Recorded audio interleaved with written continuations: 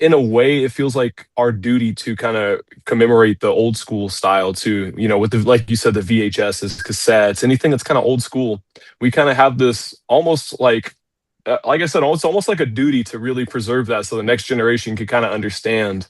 Because I mean, there's a lot of stuff from like my childhood that I didn't really get. Like what the hell's an 8 track? You know what I mean? But Yeah, like, that was a little bit before us. You're right. No, exactly, but exactly. but we do know what it means to go find that orange videotape of Keenan and Kel, or I thought you like were gonna say Blockbuster, Rugrats. or Rugrats, whatever. Like Keenan and Kel movie, Rugrats in Paris, like all of it. Like Yeah, we were. That was essential Friday night viewing. We know what it means to plan a Friday night around a Blockbuster visit. We really do. absolutely. Absolutely. That's a cherished feeling too. So if you can kind of encapsulate that and kind of give it to a newer generation, I think that's kind of a cool thing. Yeah.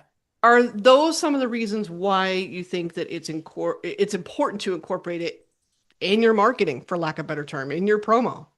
Absolutely. And it's always, you always want to kind of try to find a little bit of a niche too.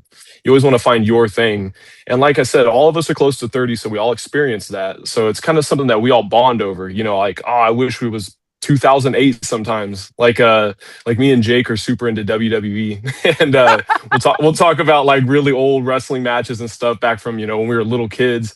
Like, man, it was a cooler time back then and blah blah blah. So going through the whole cycle for Horror, the single we just dropped, we were like, why don't we do kind of like a throwback, kind of almost like part found footage esque stuff, Yes. and then part throwback VHS stuff. And we tried our best. Hopefully, I'm glad that it kind of came through. I'm glad you saw the vision. I picked up the messaging immediately, especially the found footage stuff, because we all saw Blair Witch. We all remember the impact that it had. Mm. There is no Paranormal Activity without Blair Witch. Let's come correct on this. That's Blair that's Witch, right. yeah.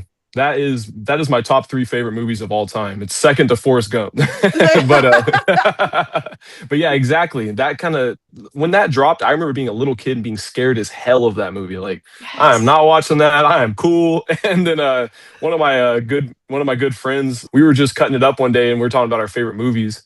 And I was like, I want to tell you some of mine, but I don't want you to judge me. And he's like, oh, well, what is it? I was like, well, Blair Witch is up there. And he's like, no way, that's one of mine too. And I'm like, wow, Why my would that people. be? Yeah. Why would that be judged? My God, that's a classic.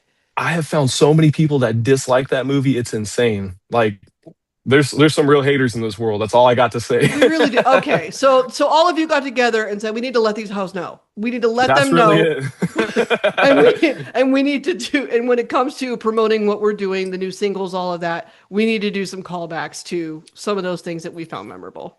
Exactly. And it's cool because it's like that's just the first piece in a little series that we're doing. Obviously, none of the rest of it's out yet. You'll see that soon, hopefully. I'm not sure when this is dropping, but maybe the next one will be out. Who knows? Yeah. But yeah, we definitely we're planting little seeds right now. And if people are catching on to it early, they'll get to see the whole experience all the way through. And then, like, let's say if they get on to the next one, they can kind of go back and be like, oh, they've been building this for a minute.